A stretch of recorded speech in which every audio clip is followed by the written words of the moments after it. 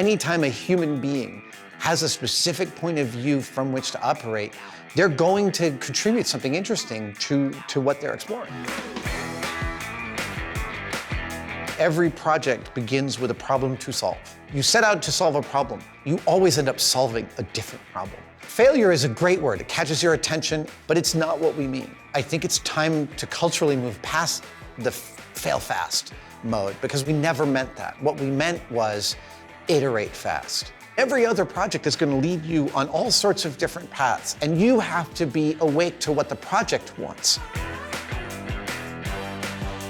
When we share with the people around us, and I mean sharing ideas, I mean sharing progress, sharing failures, sharing iteration, when we share with others, we are widening the circle of collaboration.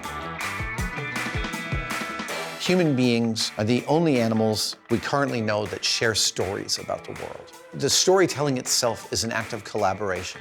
Collaboration means seeing things from your collaborator's point of view, and that in that listening to each other and in hearing things from each other's experiences, that's where the future will take hold.